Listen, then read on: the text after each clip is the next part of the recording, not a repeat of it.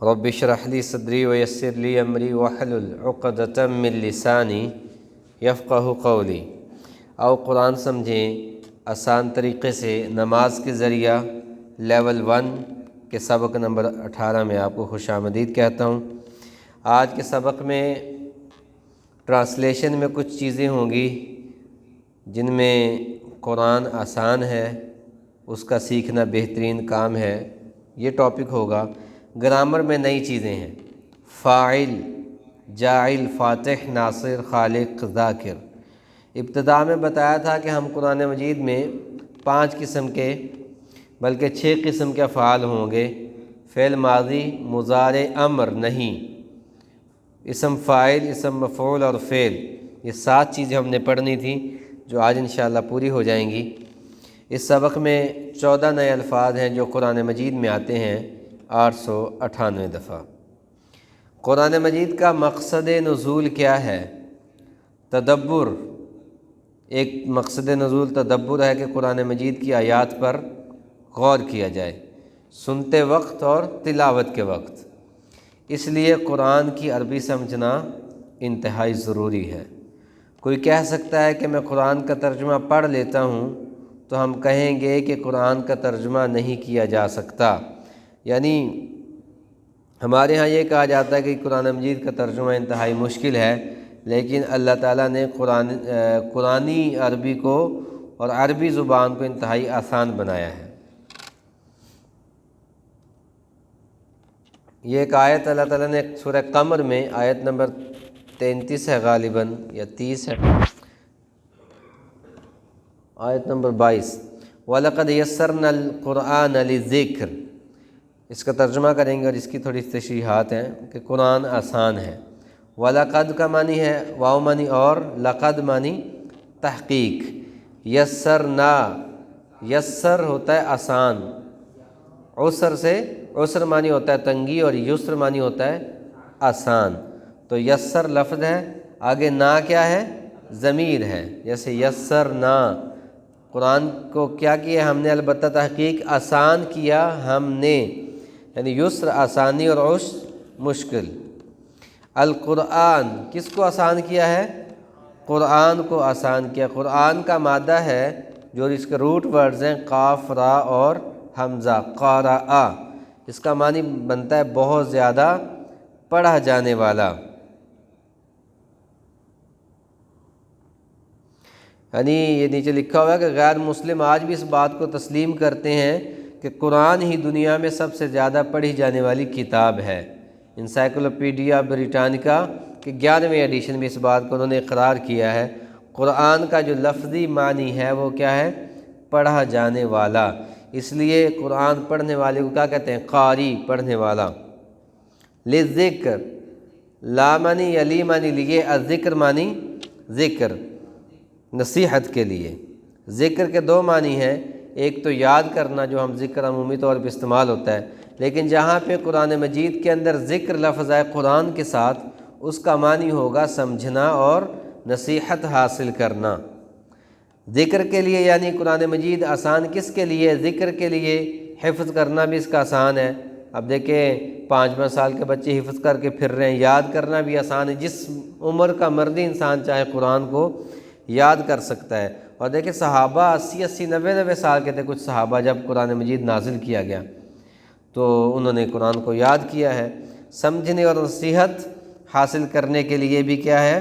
یہ آسان ہے، لیکن اس سے فتوے نکالنا، اس سے احکامات نکالنا، اس کے لیے محنت کی ضرورت، وہ مجتہد کا کام ہوتا ہے۔ قرآن کو سمجھنا بھی آسان ہے، اس کو یاد کرنا بھی آسان ہے، لیکن اس کے اندر سے احکام نکالنا وہ ایک فقیہ کا کام ہوتا ہے۔ وَلَقَدْ يَسَّرْنَا الْقُرْآنَ لِلذِّكْرِ، اس کے اسباق میں یہ کہ ہمیں اللہ کا شکر ادا کرنا چاہیے کہ اللہ نے ہمیں قرآن سیکھنے کی مجلس میں بیٹھنے کا موقع عطا کیا ہے۔ خود کے لیے بھی آسان ہے اور دوسروں کے لیے کیا ہے؟ نصیحت ہے۔ دوسروں کو نصیحت کرنے کے لیے بھی قرآن کیا ہے؟ آسان ہے، کیونکہ قرآن مجید میں آتا ہے فذکر بالقرآن، کہ قرآن مجید کے ذریعے کیا کرو؟ نصیحت کرو۔ اچھی طرح سے اس کو سیکھیے، اس کورس میں سیکھیے، جہاں پہ موقع ملے سیکھیے، تاکہ اس کے انداز بیان اور قرآن مجید کی سب دلیلیں یاد ہو جائیں تاکہ ہم اپنے لیے اور دوسروں کو نصیحت کے لیے اس کو استعمال کر سکیں۔ اگر ہم قرآن کے ذریعے کسی کو اگر نصیحت کرنا چاہیں، کوئی تبلیغ کرنا چاہیں، تو بنیادی طور پہ اتنا قرآن تو آنا چاہیے نا۔ اگر میں کسی کو نماز کی دعوت دیتا ہوں، کسی کو میں اور نیک عمل کی دعوت دیتا ہوں، تو اس دعوت کے سلسلے میں مجھے چند آیات پیش کرنی چاہیے کہ یہ دعوت قرآن کی ہے جو میں آپ تک پہنچا رہا ہوں۔ اتنا قرآن ہمیں آنا چاہیے۔ تصور، احساس اور دعا کے ساتھ پریکٹس کیجیے ترجمے کی۔ وَلَقَدْ، سب کریں ترجمہ، وَلَقَدْ یسرنا القرآن للذکر، ذکر، وَلَقَدْ یسرنا القرآن للذکر، قرآن کو نصیحت کے لیے آسان کیا ہے۔ یہ آیت تھی۔ آگے ایک حدیث ہے قرآن مجید پہ صحیح بخاری کی، اللہ کے رسول صلی اللہ علیہ وسلم نے فرمایا، خیرکم من تعلم القرآن وعلمہ، خیرکم، خیر اچھا ہوتا ہے، بہترین یا عمدہ، کم تم میں، جیسے ہوا ہم، ہاں کم نہ کا، ہم کا یہ کم، یعنی خیرکم تم سب میں سے بہترین، من مانی خیر مانی اچھا بہترین، خیرکم تم میں سے بہترین، اور من کا معنی آپ کو بتایا تھا کون ہوتا ہے، جو بھی ہوتا ہے کون بھی ہوتا ہے، اور من اگر شروع میں ہو تو معنی ہوگا کون، جیسے سوال تھا من ربکا، یا سوال یہ کیا جاتا ہے کہ من انتا، ہو ارجو تم کون ہو، اور من اگر درمیانے کلام میں ہو، عربی کے کلام کے درمیان میں ہو تو اس کا معنی ہوتا ہے جو، جیسے کہ اس حدیث میں ہے خیرکم من، تم میں سے بہتر کون ہے جو تعلم القرآن، تعلم کا مت تعلم سیکھا، اور علمہ سکھایا، یعنی تم میں سے اللہ نے پوری، اللہ کے رسول صلی اللہ علیہ وسلم نے پوری دنیا کے انسانوں کو مخاطب کر کے فرمایا تم سب میں سے بہترین ہے وہ جو قرآن کو سیکھے، وعلمہ، اور اس کو سکھائے۔ تو اللہ کے فضل سے اس حدیث مبارکہ جو کہ صحیح بخاری کے اندر ہے، اس کی روشنی میں اگر دیکھا جائے تو اس وقت ہم الحمدللہ بہترین کام پہ ہیں، ہم سیکھ بھی رہے ہیں اور سکھا بھی رہے ہیں۔ اب تک آپ نے سینکڑوں کلاسز میں حاضری دی ہوگی، مگر اس وقت سطح زمین پر مختلف مضامین کی جو لاکھوں کلاسیں چل رہی ہوں گی، اب بھی کوئی لوگ پڑھ رہے ہیں، کوئی اکیڈمی میں، کوئی کہاں پہ، لیکن اللہ کی نظر میں پوری دنیا کی کلاسوں میں سے بہترین کلاس کون سی ہے؟ قرآن کی ہے، الحمدللہ۔ اس میں دیکھیں پہلے طالب علم کا ذکر آیا ہے، خیرکم من تعلم، پہلے سیکھنے والے کا ذکر ہے، تو اس لیے سیکھنے والے کا اکرام اور اس کی عزت ہمیں کرنی چاہیے۔ اللہ کی کتاب کا علم ختم نہیں ہو سکتا، اس لیے ہر شخص کو اسے کیا کرنا چاہیے؟ سیکھتے رہنا چاہیے۔ جب علم ختم نہیں ہوگا، ہم سیکھتے رہیں گے تو ہم طالب علم رہیں گے، اور جتنی بھی احادیث طالب علم کی فضیلت پہ آتی ہیں ہم اس کے مصداق بنے رہیں گے۔ بہترین شخص وہ ہے جو یہ دونوں کام کرے، جو سیکھے بھی اور سکھائے بھی، صرف سیکھنے تک محدود نہیں۔ اسی وقت اب آپ بیٹھے بیٹھے نیت کیجئے کہ ہم بھی اس کورس کو آگے سکھائیں گے۔